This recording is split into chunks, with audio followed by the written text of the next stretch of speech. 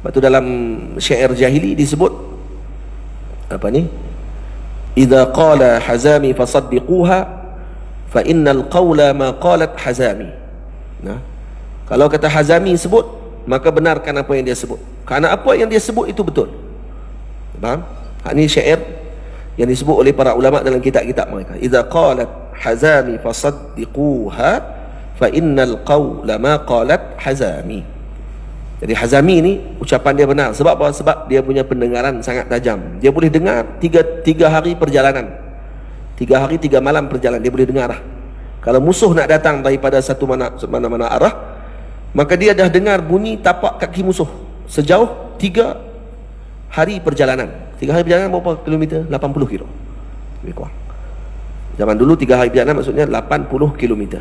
Dia dah dengar dah pendengaran. Sebab tu kata Arab pada zaman dahulu, idza qalat Hazami fasaddiquha, kalau dia sebut benarkan dia.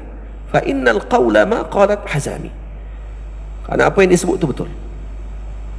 Syair ni pun boleh guna jugalah dekat pok-pok apa ni, orang panggil apa jenis jaduk bidah orang apa semua ni kan. Sebab geng-geng dia kalau dengar hak pok dia cakap, percaya semua. Walaupun dia buat keluar hadis, dia kata takhrij hadis ni apa semua kali, ada ulama lain pun takhrij juga. Dia kata betul. Terus dia kata, oh betul, ustaz ni kata betul. Sebab dia ada dalil. Ustaz tu tak ada dalil. Nah, maka kita kata kat dia, oh betul lah, hampa ni lebih kurang macam dengan orang zaman Arab dulu sebut, idza qalat Hazami fasaddiquha fa innal qawla ma qalat Hazami. Nah, kamu ni dengan Hazami kata apa pun semua betul. Dan kalau kata apa yang Hazami sebut semuanya tak salah lah. Kira kemahlah kat hampa tu. Orang ni semua tak betul. Hatta Imam Nawawi sekalipun, Imam Nawawi pun tak betul. Tok guru dia betul lagi. Nah, ustaz dia betul lagi daripada Imam Nawawi.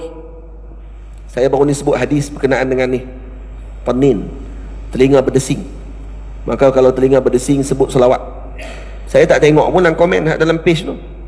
Buka dalam komen, ya Allah ya Tuhanku.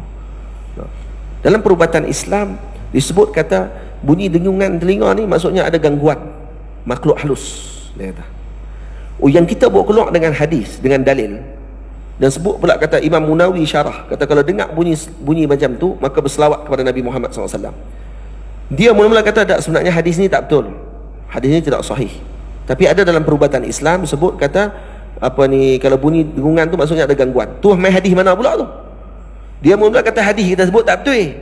Lepas tu bawah dia sebut pula dalam perubatan Islam, hadis ni dalam kalau kata bunyi macam tu kat telinga maknanya ada gangguan makhluk halus.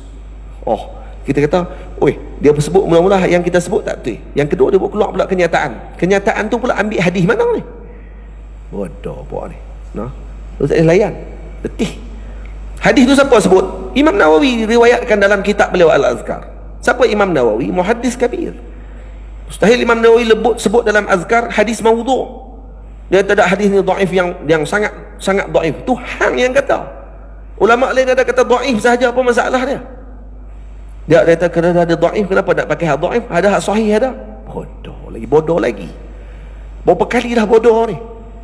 Nah, sebab dia duk bayang kalau dhaif maksudnya dhaif, sakit, lemah. Oh, dia terjemah.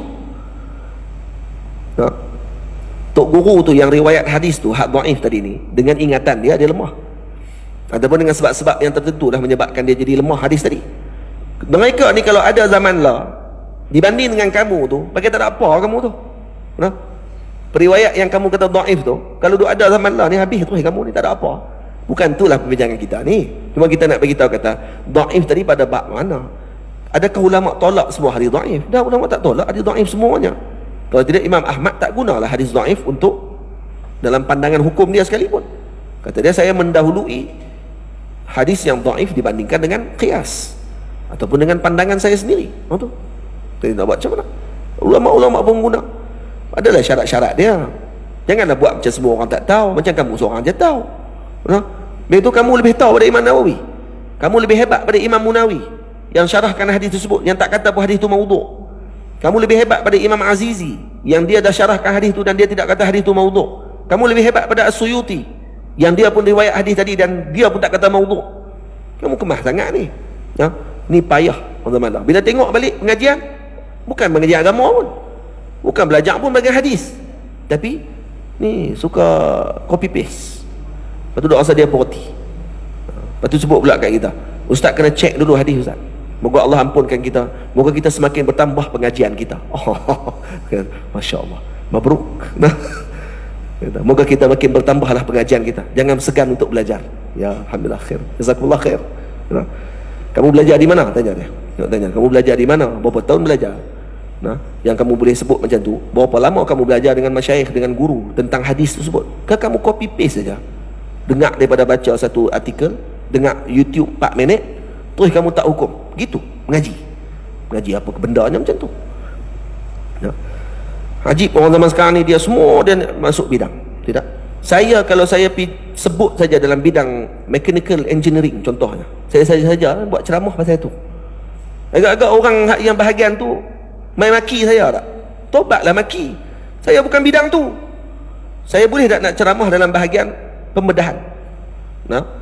Pembedahan tiba-tiba buat dalam kuliah dalam masjid. Saya buat, hari ni saya nak syarah bab bedah. Tuan dengar apa yang saya nak syarah ni. Ada pakar bedah dalam tu. Dia kata bercanggah dengan apa yang dia mengaji, apa yang dia telah amalkan.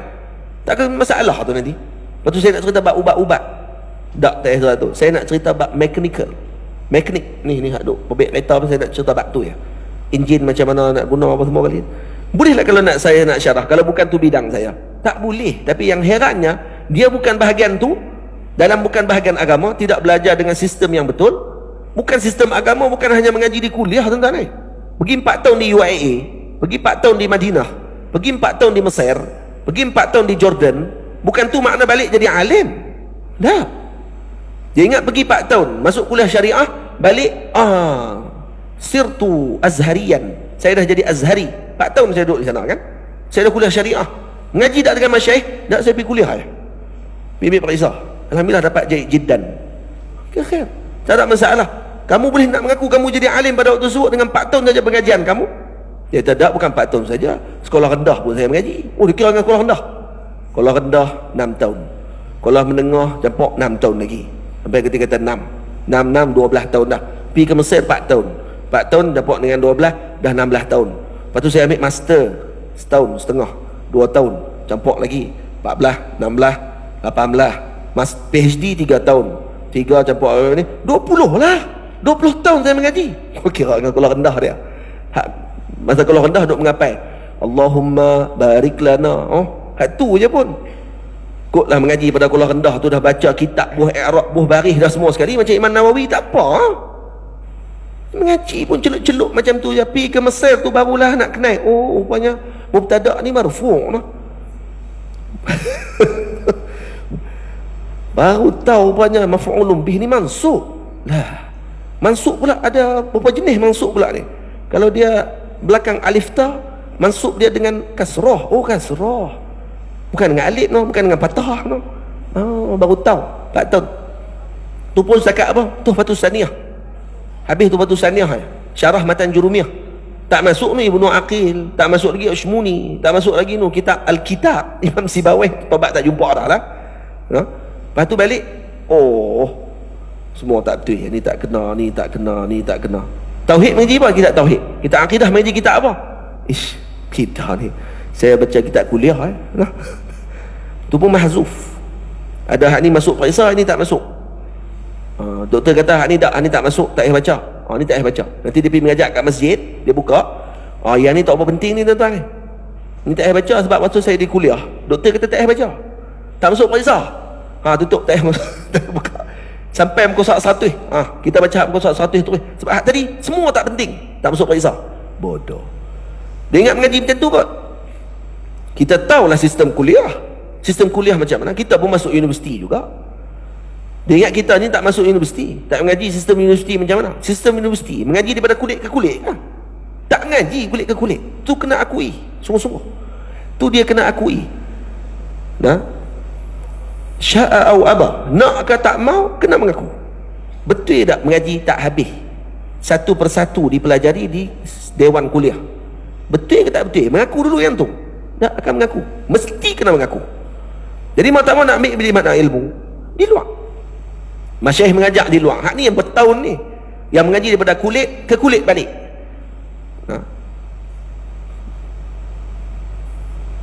belajar fiqh. Fiqh bukan boleh daurah. Banyak kitab daurah dia semua pergi daurah. Fiqh baca kitab apa dah? Iqna'. Berapa kali? 3 bulan. Oh, saya 3 bulan mengaji Iqna'. 3 bulan Iqna'. Masya-Allah. Mengaji macam mana tu? Baca. Baca habis. Alhamdulillah saya dah habis Iqna'. Gila babi apa ni? Saya baca Mahibus Samad, Syarah Zubat dengan guru saya 6 tahun. Tu pengajian setiap minggu pergi. 6 tahun pengajian. Pergi setiap minggu. Sekali mengaji 3 jam. 2 jam pengajian. Satu-satu 6 tahun. Nak kena pergi jumpa dengan guru. Pergi ke kampung dia. 3 jam perjalanan daripada Kaherah. Pergi ke kampung guru. Kan guru saya mai pula ke Kaherah. Ngajak di Masjid Al-Azhar Al-Syarif. Tu pun apa ni, kalau berulang pergi ke kelas dia saja pun setahun 2 tahun baru khatam satu kitab. Bukan masa 3-4 hari. Tu kita heran. Tiba-tiba boleh nak komplain, nak cakap bab agama macam dia mengaji tu semua dia mengaji. Ini masalah paling besar yang berlaku dalam masyarakat kita sekarang. Dan ini kata ulama, ini antara balak yang berlaku ketika mana sistem kuliah diperkenalkan. Ketika umat tadi tidak mengambil sistem yang luar. Saya tidak katakan bahawa tidak boleh ambil sistem kuliah, tak kena ambil, kerana ini wasilah zaman sekarang. Para asatizah, guru-guru, kalau tidak ada BA, tidak ada master, tidak ada PhD, puak tu ambil. Puak tu ambil, kita tak boleh buat apa. Bila mereka ambil PhD, tuan-tuan, mereka akan duduk di sektor, mereka akan duduk di tempat-tempat yang penting dalam negara. Dia duduk dan penting dalam negara. Mereka yang membina undang-undang. Jadi akhirnya yang jadi teruk sama dia, kita yang kena teruk. Kalau kita tak ambil, kita kena ambil juga. Sebab tu ambil tu bukan hanya sebagai tujuan, tak, sebagai wasilah sahaja. Untuk kata ada DR kat depan, untuk apa? Untuk wasilah. Kawan-kawannya, orang yang tak sepatutnya bercakap, jangan bercakap dalam bahagian tersebut, ataupun jangan bercakap dalam bidang ni, kerana kamu bukan ahli dia. Itu saja. Guru-guru kami sangat mengambil berat tentang masalah itu. Guru kami Syekh Yusri, Syekh Ali Jumaah Hafizahullah, Mufti Mesir. Syekh Ali Jumaah kata apa? Syekh Ali ni profesor doktor, ahli majlis apa ni tertinggi para ulama Al-Azhar Al-Syarif. Dia kata apa? Dia kata la tatakallam qabla ad-dal. Jangan kamu nak bercakap sebelum ada huruf dal kat depan. Dal apa dia? Doktor. Kena ada doktor, dia kata. Sebab apa kena ada doktor tadi? Sebab tak mau bagi orang yang tak ada doktor ni bercakap. Bukan tak ada doktor bercakap, orang yang ada doktor tapi ilmu dia merosakkan umat. Tidak. Ialah para guru alim ulama kita yang tidak ada doktor, ilmu mereka ilmu yang bermanfaat. Orang ulama-ulama kita dulu balik daripada pondok mengaji kitab apa? Al-Jurumiyah, baca kitab di kampung, kitab Matla'ul Badrain, baca kitab Subulul Sabilal Muhtadin, kemudian baca kitab Tauhid Bakurah, baca kitab Faridatul Faraid, baca kitab-kitab Jawi saja. Tapi umat ni boleh bersama pada waktu tersebut, duduk sekali, elok akidah mereka, balik mengaji daripada Timur Tengah. Tapi kalau kata tidak belajar dengan sistem yang tepat, balik baca kitab tinggi-tinggi pun umat jadi lagi rosak lagi, daripada lagi lari daripada apa yang telah ditinggalkan oleh para solihin yang terdahulu. Zikir kurang pun, selawat pun tak pun, pandai mengata ke orang dia. Lepas tu umat jadi apa? Umat jadi tinggal dengan amal. Umat jadi lari daripada perkara yang sepatutnya mereka fikirkan pada waktu tersebut. Dan seronok, saya ada doktor, saya ada semua sekali.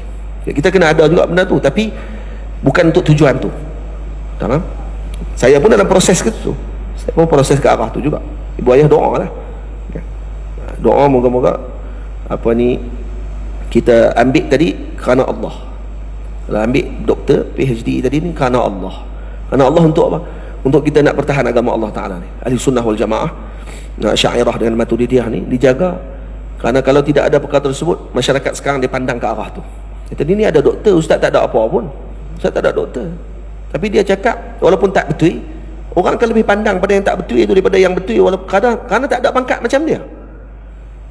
Perluan sekarang ni, itu maksudnya. Itu kalau kata kawan-kawan kita di pondok dan sebagainya, kalau mereka boleh sambung pengajian lagi, ambil dalam sistem akademik, untuk apa? Untuk wasilah.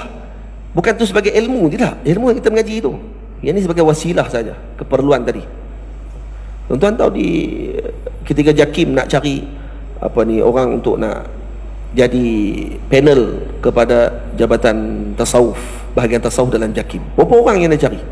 Dia nak yang ada PhD, tapi tambah D kat depan. Buat kad boh D, DR, macam tu. Mana boleh? Tak boleh.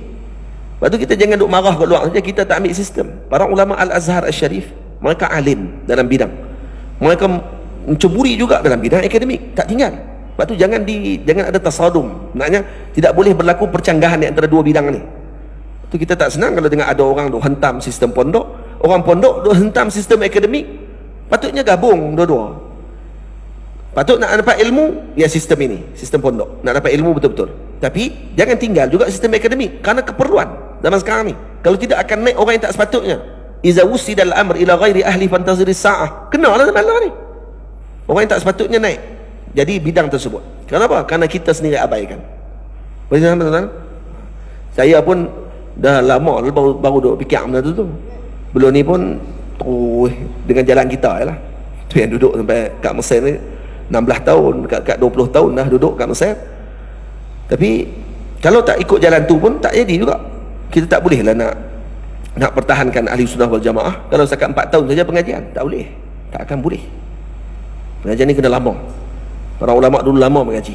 Al-Imam Ar-Ramli radhiyallahu anhu belajar fiqh Syafi'i saja 40 tahun. 40 tahun mengaji. Mana ada zaman dulu mengaji 4 tahun. Semua 40 tahun, 20 tahun dan sebagainya. Tu pengajian macam tu zaman dulu. Tak ada istilah kita kata zaman lah lagi laju, Ustaz. Orang boleh cerdik dalam 6 tahun ni, 4 tahun boleh cerdik dah. Khair, tak masalah. Kamu cerdik pada Imam Syafi'i? Ada orang zaman lah yang lebih cerdik pada Imam Syafi'i? Ada. Imam Syafi'i pun sebut dalam syair dia, tulus zaman, mesti panjang masa. Panjang masa kena mengaji tadi. Kamu lebih cerdik, kamu cerdik, khair, tak ada masalah, boleh buat mazhab baru lepas ni. Tak ada orang lebih cerdik pada imam 4 mazhab. Tak ada ulama yang lebih hebat yang zaman sekarang ni yang akan melangkaui para salaf yang terdahulu, ulama-ulama terdahulu. Takkan boleh. Tu pun mereka tak pernah sebut dalam kehidupan mereka mengaji 4 tahun. Mesti lebih daripada masa tersebut. Sekurang-kurang zaman dulu 20. Betul mengaji. Mengaji apa ni? Mengaji agama. Agama ni nak bawa orang kepada Tuhan ni. Takkan nak bawa orang kepada Tuhan mengaji 2 tahun. Lepas tu lagi hebat mengaji Google, lagi hebat kat tu. Buka YouTube 4 minit dengar. Lepas tu hentam habis semua ulama, tak betul semua 4 minit. Yang ulama tadi mengaji 20 tahun, dia mengaji 4 minit. Dengar seorang dia cakap. Dia hentam ulama mengaji 20 tahun ni, kata dia tak jumpa macam kawan ni jumpa. Saya jumpa dah, alhamdulillah. 4 minit saya mengaji, jumpa dah. Ustaz mengaji sampai 20 tahun tak jumpa dah. Hukum tadi dah. Saya kemah lagi gitu. Kemah kata dia. Ambil ni datang ni, boh tak kepala dia. Faham tak? Terus dah malah terbeletiak sikit. Tiba-tiba mai kok perlih kok belah Penang ni jadi terbeletiak pula. Lepas tu masjid kena jaga betul. Jangan duk masuk orang tak betul. Nanti rosak jemaah. Hak tu je kena jaga. Masjid ni alhamdulillah lah khair. Tuan Haji Zabidi ada tak apa. Ada masjid-masjid yang kadang-kadang tengok ustaz ni terkenal, oh masuk main lagi rosak jemaah. Oh banyak masjid. Hari ni kita mengajak, esok puak dia mengajak. Hari kita mengajak, puak dia tak main. Hari dia mengajak, puak kita ada, puak dia main. Puak kita teruk. Betul tak? Lepas tu masjid kata, tak, kita nak terbuka Ustaz. Kita kena terbuka kan. Bukan terbuka tu. Tu terbodoh orang panggil. Yang kita pergi panggil mereka. Tolong panggil pula mereka. Yang mereka tobat tak main kat kita. Sungguh tak main. Sungguh. Saya pergi satu surau di Kuala Lumpur. Surau ni nak panggil banyak kali lah. Saya tak mau pergi. Tak mau pergi kerana apa? Kerana hari ni saya mengajak, esok puak dia mengajak. Tak mau sebut lah nama-nama, terkenal lah semua ni kat KL ni. Esok saya mengajak, hari ni saya mengajak, esok dia pemajak lah dah. Saya kata kenapa abang buat macam ni? Hari ni saya, esok dia pula, dia ni pula mengajak. Lusa ustaz kita mengajak, tulat ustaz dia pula mengajak. Dia kata ni permintaan jemaah ustaz. Permintaan jemaah mana saya kata? Masalah saya nak tanya satu ya. Puak dia mai dah waktu saya mengajak. Depa mai dah waktu saya mengajak. Tak, depa tak mai dah. Depa pergi surau lain. Puak kita, hak kita hak duk mai ni, hak tadi duk ada dalam surau tadi. Hak waktu saya duk mengajak. Depa ni ada dak waktu kawan ni mengajak pula hak esok. Oh depa ni tak pergi mana dah Ustaz? Memang duduk sini ya. Nampak tak teruk? Tu bukan terbuka tu. Tu tak cerdik orang main. Ada pula buat macam tu. Kesian kat jemaah. Hari ni okey, esok masuk taik balik. Lusa dia cuci balik, keluar balik. Taik dia tinggal dah sikit. Lepas tu tulat masuk taik lagi kali ketiga. Tak teruk lah kawan tu. Teruk lah. Tu kena cerdik, jangan buat tak elok. No? Dan mereka sekali-kali takkan dengar kita cakap. Tu yang nak kena faham. Mereka takkan dengar kita cakap. Kalau mereka betul nak mengaji, mereka akan mai mengaji. Dan mereka bukan bercakap, mengaji, bukan bercakap. Ni dah mai dalam majlis nak bercakap. Dia pun nak bercakap juga. Lepas tu ada seorang mai dalam majlis Syekh ahli Jumaah. Waktu mai tu terus nak komplain. Syekh tu kan mengajak ni. Dia mai, saya nak tanya soalan. Syekh tu jangan tanya lagi. Sabar tu jangan tanya. Mengaji dulu. Mengaji dulu. 2 minggu. Syekh kata. Lepas 2 minggu ikut kelas ni, tanya. Lepas 2 minggu senyap. Dia mai. Lepas 2 minggu tak tanya. Syekh tanya pula. Mana? Kata nak tanya. Dia kata saya nak tanya macam mana. Rupanya banyak saya tak faham sebelum ni. Saya duk ingat saya faham. Lepas saya ikut dengar, baru saya nak faham. Oh, rupanya macam ni. Saya faham tak betul. Lepas tu nak tanya lagi. Nanti dulu. Nanti dulu baru tanya. Yang ni patutnya puak-puak ni kena buat. Nah, patutnya mai duduk mengaji. Bukan mai kerja nak komplain. Nah, itu sepatutnya. Tapi yang ni mereka payah nak buat. Sebab mereka bukan pergi mengaji pun. Mereka nak dalam dewan seminar. Mereka nak kena jual meja. Kan? Baru boleh ngaji. Mereka boleh. Oh, kita makan. Okey, 10:30. Minta maaf no. Boleh tiak lah dah. Lepas ni tak boleh tiak lah. Nah, tu ya. Sekat tu ya. Sekejap lagi kita start lepas makan. Pukul 11 kita start lagi. Terus saya baca kitab. Saya tak boleh tiak lah. InsyaAllah tak boleh tiak. InsyaAllah. Kan?